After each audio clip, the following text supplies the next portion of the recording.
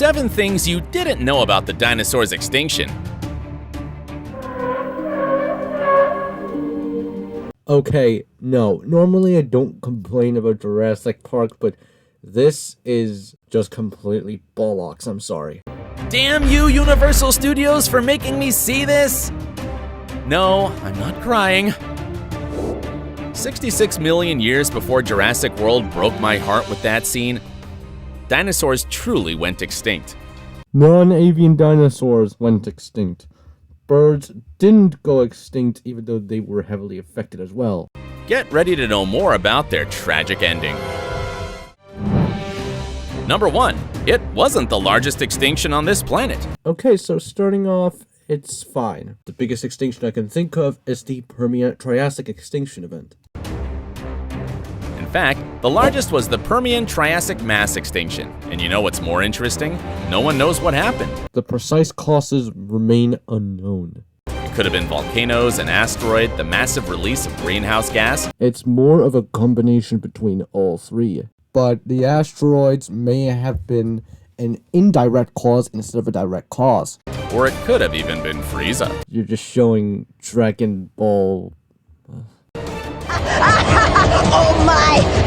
This is stupendous! Life on Earth began 600 million years ago.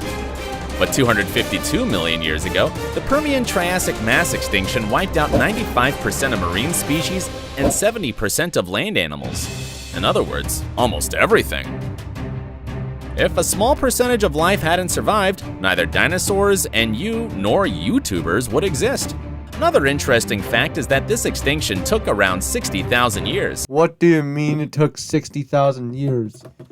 Did the duration of the extinction event last for 60,000 years? Or did stuff recover, at this point? I don't know. I watched too many of these crazy videos to discount. Which may sound like a long time, but when compared to how long Earth has been here, it's nothing. Number 2. Who struck the final blow? Who was it? I'll destroy them. Take that, meteorite. Well, I may have gone overboard, since even scientists aren't sure who or what wiped out the dinosaurs.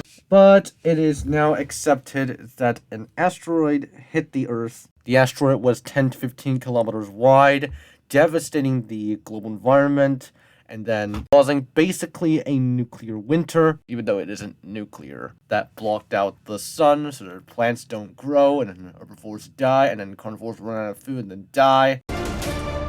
A meteorite the size of a mountain fell on the Yucatan Peninsula, Mexico, and spread deadly gases throughout the atmosphere that killed many dinosaurs. It's more or less the fact that the asteroid basically destroyed the ecosystem of the world at the time. This happened 66 million years ago. But hey, over that same period in India, a gigantic volcanic eruption filled the planet's air with lethal gases as well. So which one was the final blow? The meteorite or the volcano? If the volcano was first, it weakened the dinos before the Great Impact. If it was second, then it killed the survivors. So take this too. I still don't get why this guy is showing Dragon Ball Z for the topic of this video. Number 3. Greenhouse effect. This theory does make me angry since there's no one to hit. It's the air. After the already known meteorite impact, a huge tsunami struck.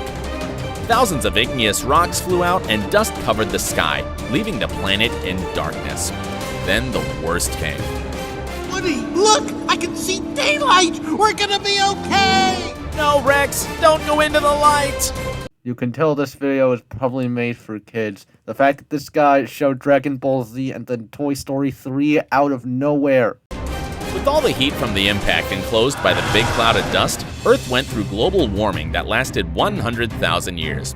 The seas warmed 9 degrees Fahrenheit, and several plants died from lack of sunlight, which affected the entire food chain. The dinos couldn't make it.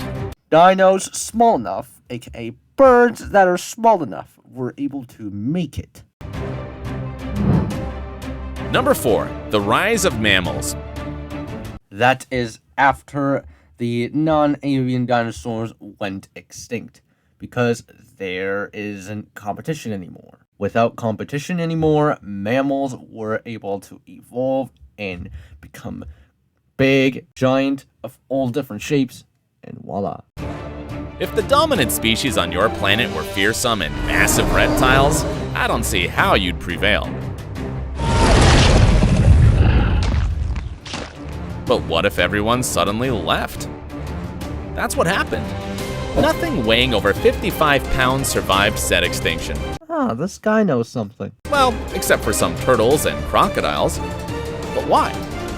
That's because several plants also disappeared with the extinction, along with herbivores and therefore carnivores. Mammals back then were the size of rats, since hiding in a hole was the only way not to become a light snack for dinosaurs. I don't know if the dinosaurs would want to hunt something that small. It's still competition, though. Dinosaurs already occupied that niche of being large, hunting, etc. Therefore, mammals couldn't grow larger. But without dinos, species that were 9% larger appeared, and gradually more and more showed up, including some very cool ones that make YouTube videos. Ha! That's me. Before moving on, I want to say hi to that one person who always says, I'm first in the comment section. And to the second who said the same thing, thinking you were first too. Why not? I feel generous today. I see a lot of first comments in my videos, and I just go, eh. Let's continue. Number 5. Not all dinos are gone forever. Standing in huge contradiction to what you said earlier. Because you said the dinosaurs went extinct. That means they are gone forever. Now you say that not all dinosaurs are gone forever, which is correct but contradicts with what you said. The key lay in the teeth. As I said, there were very few plants back then. If you had teeth and expected to eat plenty of herbivores, you wouldn't survive. But you would if you developed a beak. One of the few foods left was probably seeds, but even the smallest raptors who used to eat insects, worms, and meat couldn't eat seeds with their teeth. That's when teeth become useless, and you need a beak. And also because they're small enough. If you were a theropod, which was the name of T-Rex and raptor-like dinos, you had a beak and didn't need much food, you could eat seeds. Now, look at the shape of a T-Rex. This is just an over-the-top T-Rex. Normally, I like over-the-top stuff, but not this case. If you changed its mouth for a beak and put plenty of feathers, doesn't it kind of resemble a chicken? It does. The theory says that beaked theropods survived and are the ancestors of today's birds. And also, surviving birds themselves. Number 6. The Last Resistance. If you think I deceived you with the last one, calm down. There were a group of dinosaurs that really tried. After the asteroid, some dinosaur species found shelter in western North America and stayed there for 500,000 years more. This was demonstrated with the discovery of fossils in Colorado and New Mexico long ago after the Great Impact. From what I heard of that article, those articles about this stuff, they were made in 2009. Some Hadrosaurus. Hadrosaurus.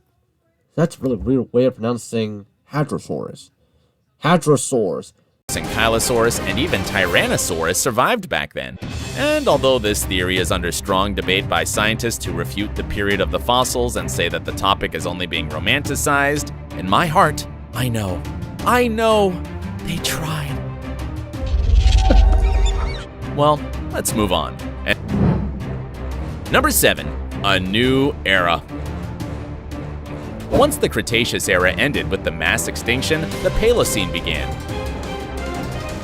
Period distinguished by a colder and drier climate at first, although it gradually became warmer and more tropical. At this point, we're just going off topic. I thought we were getting some cool new obscure facts with the title of the video, but of course it's Trend Max just messing it all up in true Trend Max fashion.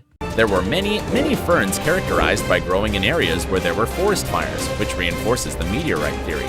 Likewise, since there were no longer gigantic plant-eating dinosaurs, the forests could flourish more than in the Cretaceous. And if you wonder about the fauna, there were all kinds of animals that, despite looking somewhat like modern creatures, were actually very weird. I better show you some. The Purgatorius, who resemble squirrels but are the ancestors of monkeys. The Hyenodons, who, if you think they have something in common with hyenas, No, and they only first appeared 42 million years ago. forget it, they vanished without a trace. The Waimanu, yes, this is a primitive penguin. And the Phenacodus, I don't know how, but they're apparently the ancestors of goats. They're just one of the earliest and most primitive of the ungulates. And many more pretty weird species. Well, until someone creates the Chickenosaurus I told you about. Oh my god, that's Jack Horner. Whenever I see this guy, it always just gives me PTSD. Out in the video, the scariest dinosaurs, I think they'll remain extinct. You also have these two amazing videos. I'm on sale today. Hey, can you believe humans descended from those squirrels?